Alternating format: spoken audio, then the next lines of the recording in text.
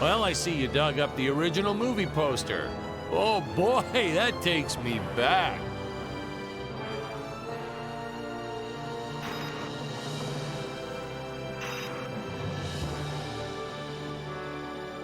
Wait, whose volume does that control?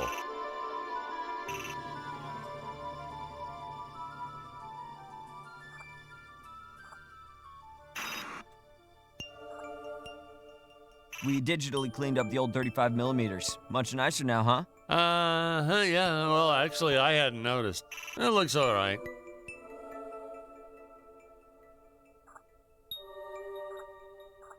Hey, is this thing on?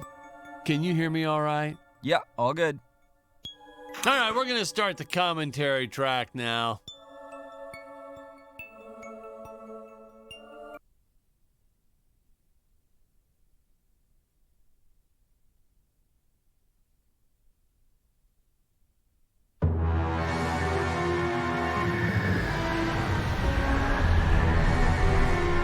Hello, Dan Smith here. I directed this film back in, well, it feels like a century ago.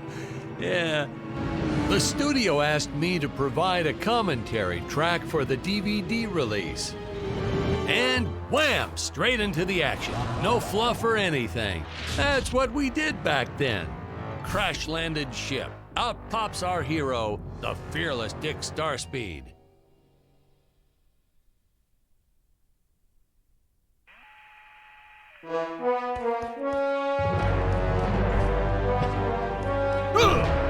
The ship's velocity reactor is damaged.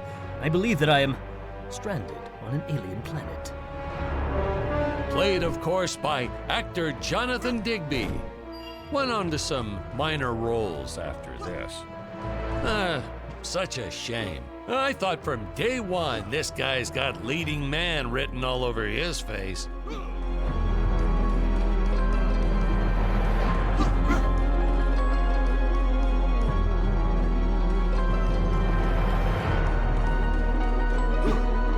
I'm often asked why Dick breaks these boxes. He actually ad-libbed it. I told Jonathan, always keep things exciting.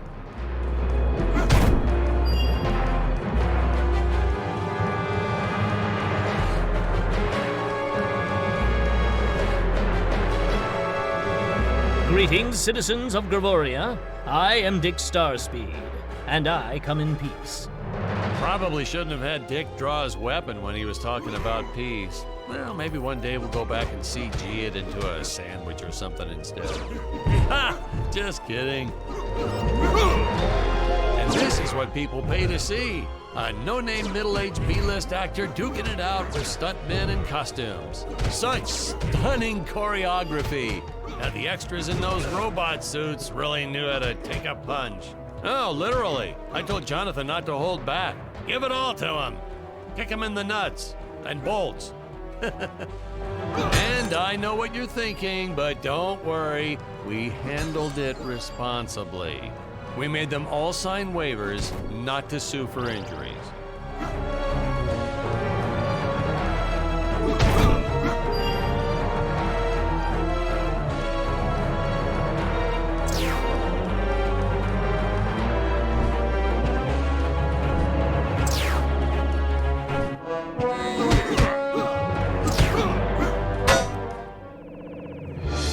Smokes!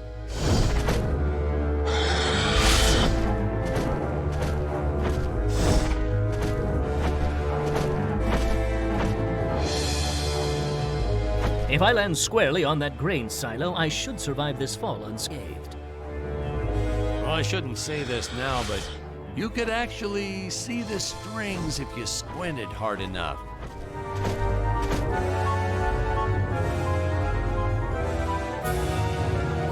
Screenwriting trick from back in the old days. You put a grain silo or some haystacks down and it solves all your gravity-related problems.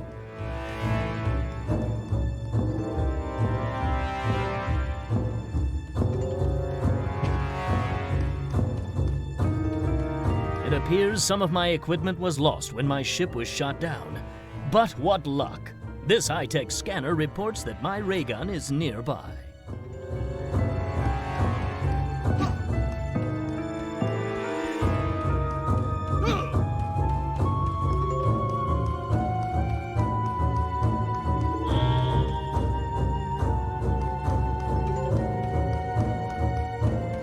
Oh, the dinosaurs! You just don't see quality stop motion like this anymore, do you? Someone actually sat there and moved them, frame by frame. Today, it'd be done with computers, but where's the artistry in that?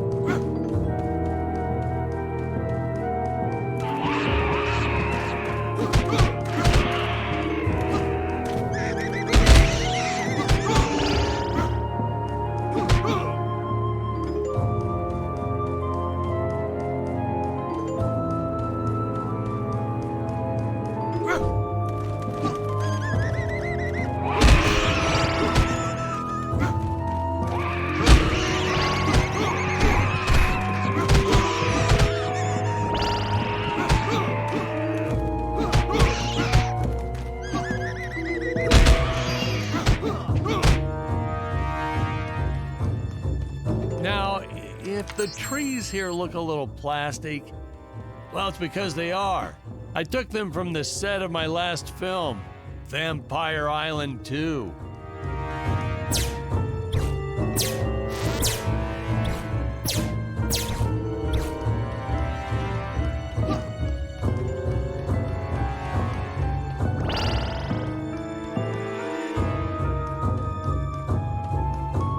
We got our fair share of nasty letters from scientists complaining about our portrayal of the dinosaurs.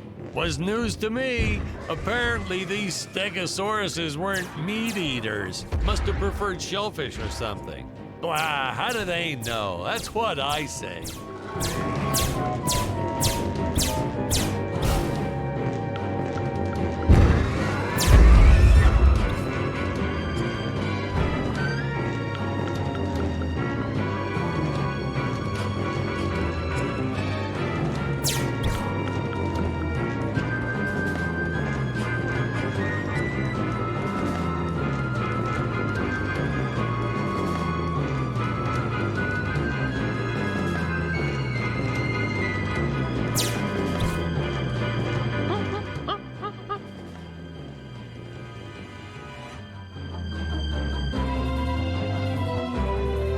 As usual, the local population is defenseless. That's where our hero steps in and saves the day.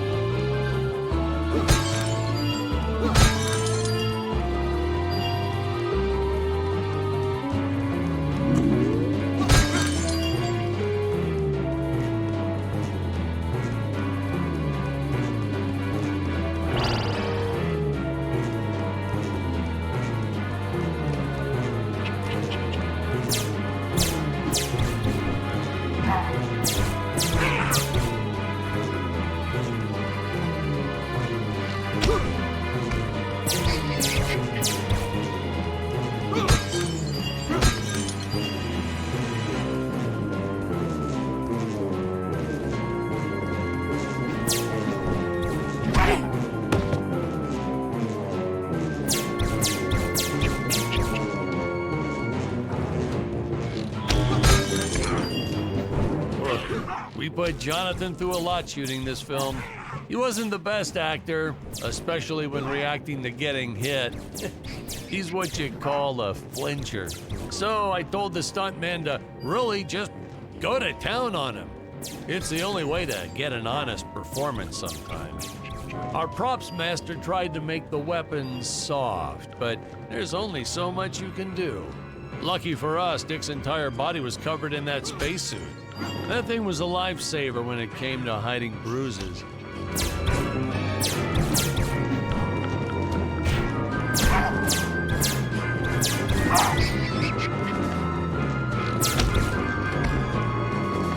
How curious. They dissolved into what appears to be gold.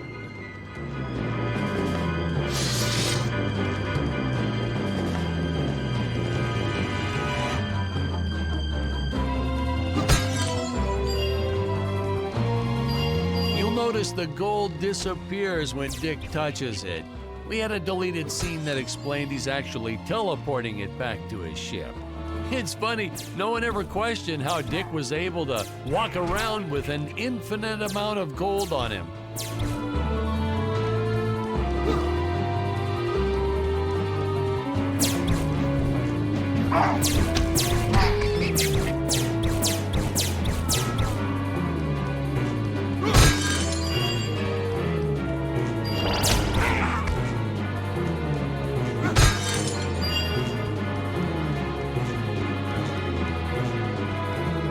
We had to redo these shots.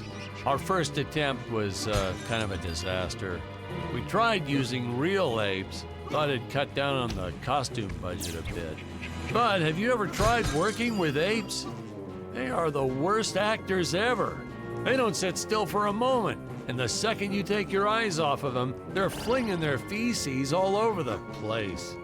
Jonathan refused to work with them after he got, well, let's just say that he had to take more than a couple of showers one day. You know, you never forget the smell of monkey poo. We steam cleaned the studio top to bottom. Still never got rid of it entirely. All through the rest of the shot, we kept finding those little surprises hiding inside various props. Boy, were those the days.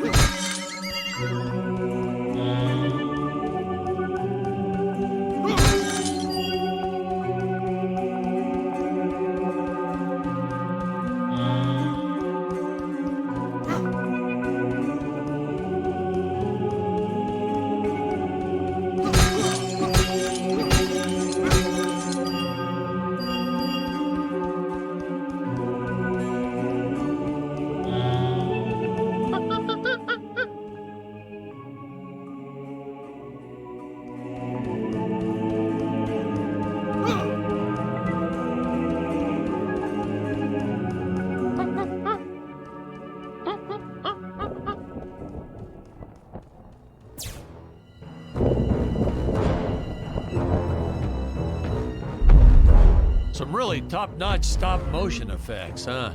Unfortunately, we skimped on the Dick Starspeed puppet a little. The Earthman is not for you to eat, fiend! Oh, this was groundbreaking. We had the woman rescuing the man for once. We were really ahead of our time with this scene, but well, then again, I've always been rather progressive. The studio exec didn't seem to get why it was such a big deal, though. Sorry, we don't see this as anything unusual. Ha! Of course! It's unusual. A woman would never save the man. It just doesn't happen. Not in the movies, not in real life. I don't know why we didn't get more recognition for this scene. I guess I was just a little too ahead of my time.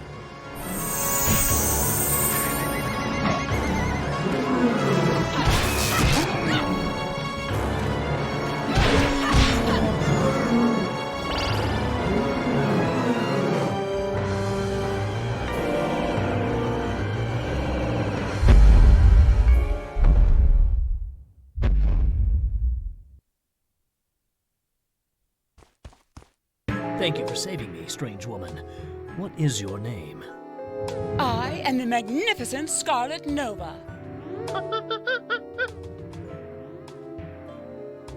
Do not question my motives. Just be happy that you are still alive. I must speak with my father at once. I shall teleport to his chambers.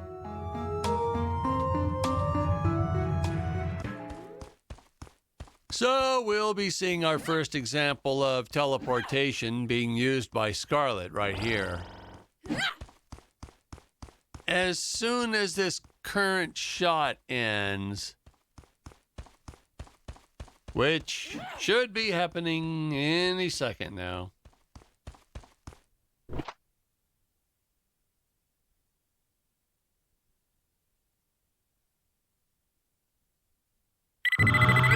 Huh? Where is this place? This is not my father's chambers. You have disobeyed me for the final time, Scarlet. Enjoy an eternity in the Tower of Eternal Solitude. For all eternity! The old fool did not notice I am wearing my jetpack. Booster usage. Jump. Wait. Wait. Use booster. Survive deadly fall.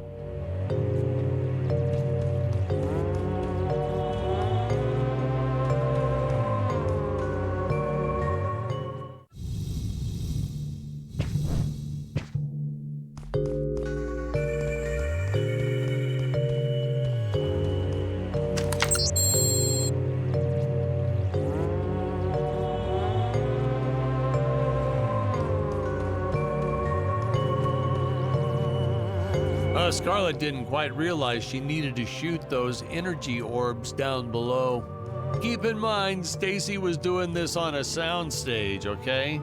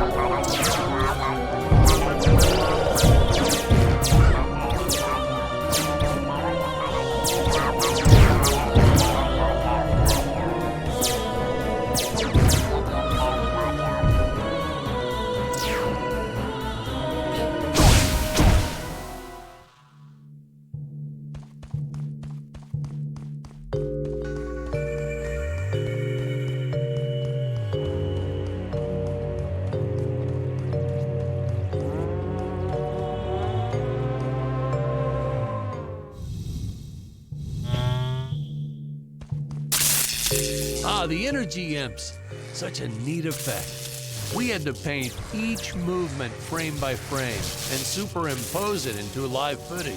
We were pulling all-nighters for weeks. Well, when I said we, I meant the artists. I'm pretty much useless if I don't get a solid 10 hours a night. But they were at it forever. They had to redo it all because I accidentally told them red instead of blue the first time. Artists.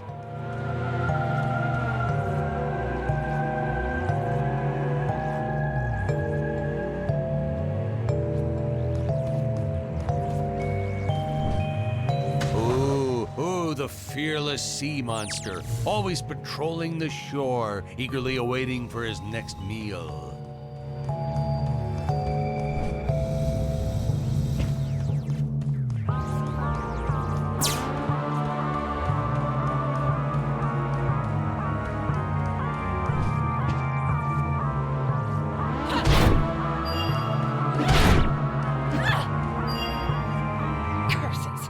Father revoked my access to the teleport terminals. I shall only be able to utilize the ones I activate manually.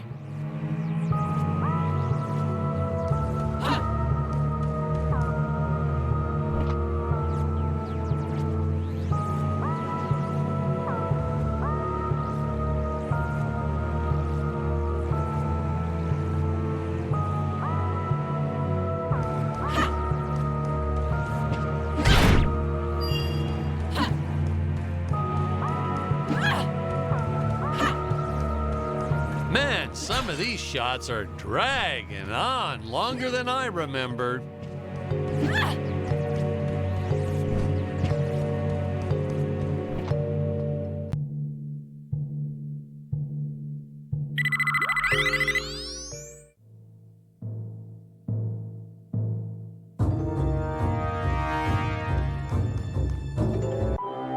Ah, I knew you would return. Puny Earthman, you shall help me overthrow the Emperor. Why would you turn against your own father? How do I know I can trust you? This scene. This is practically Shakespeare in outer space. Just as the entire planet does. And, huh? Patrick, what's wrong with the video? Sorry, sir. Technical problems. Darn it, we're missing some really good writing here. There. Sorry about that. Well, we just passed right by her big scene. Basically, they agree to work together, but one must stay behind in the sleep chamber at all times. Should I rewind? Never mind. I'll continue from here.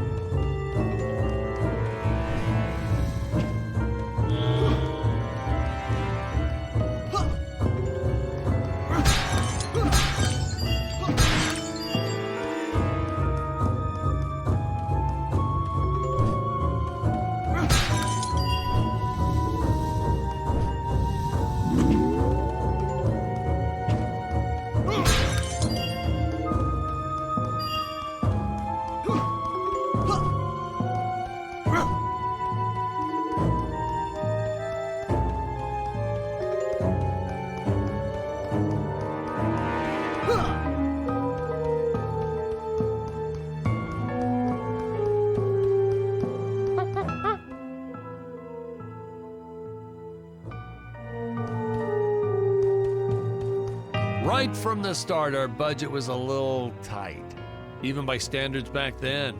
To make do, Tony shot a couple scenes in black and white. Originally, he intended to use it for flashbacks. But then I had to break it to him.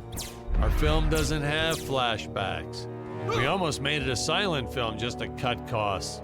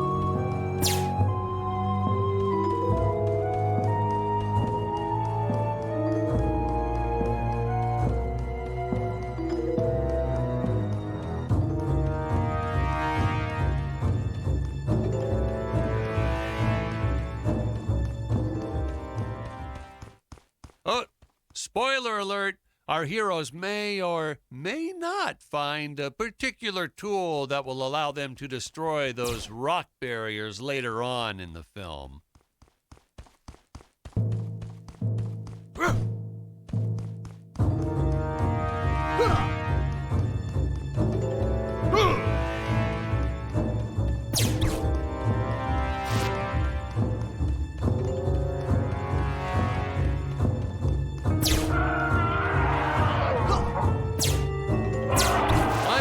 An absolute necessity we have a T-Rex in this film, but we got this Serato thing instead. Of course, I went through the whole production thinking it was a T-Rex because, really, who can tell the difference anyway?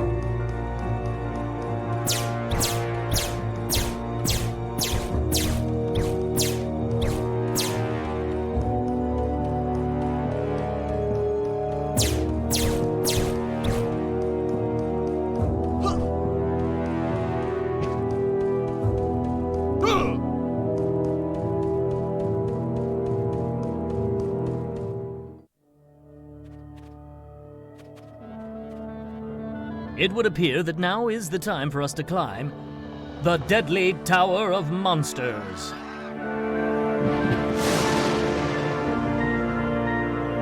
Good screenwriting 101. Always announce the title within the film itself. How else are you going to let the audience know your heroes really mean business?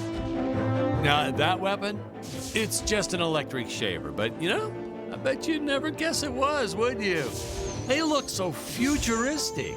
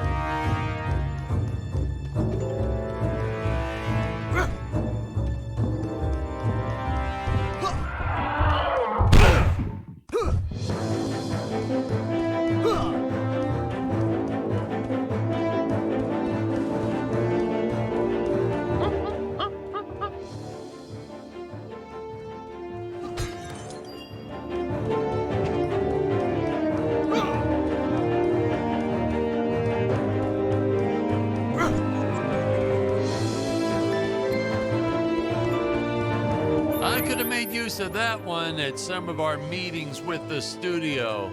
Oh, you'd like to see records of where our budget went to this month? Sure, let me get that for you right now. Boom, boom. Yeah. Unfortunately, those meetings ended in a much different way.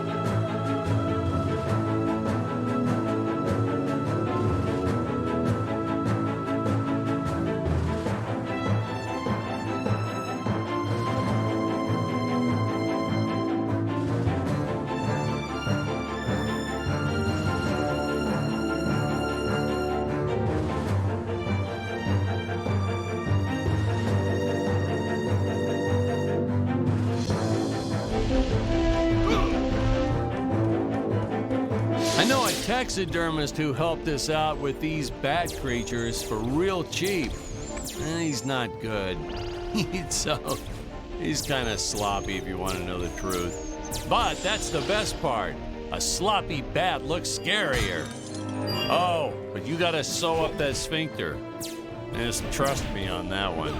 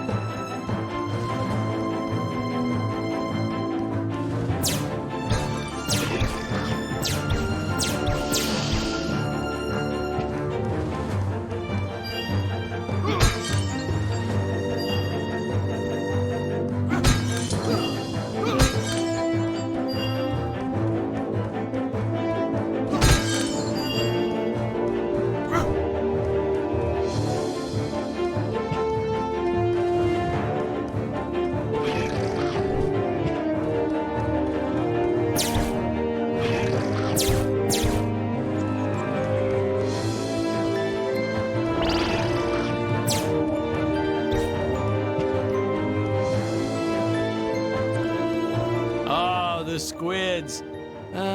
Some board member had these nephews who really wanted to be in the film. They made me cast them as squids. Whatever happened to artistic integrity? If you're going to cast a role not on merit, at least let it be a hot female role.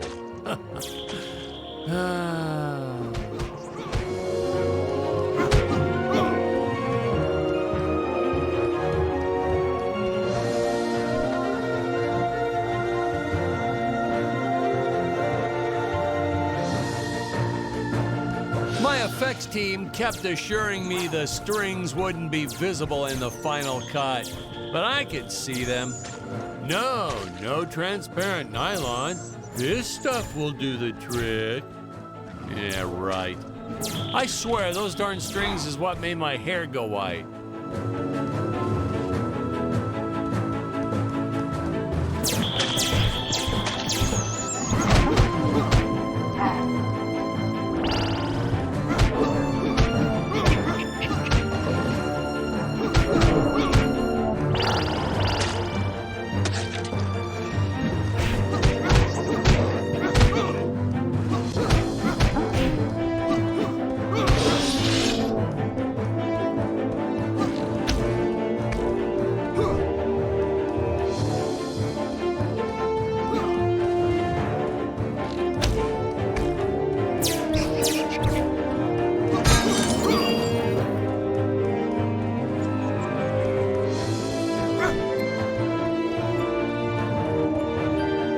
I designed this creature to reflect the human condition. Always hungry, never satisfied.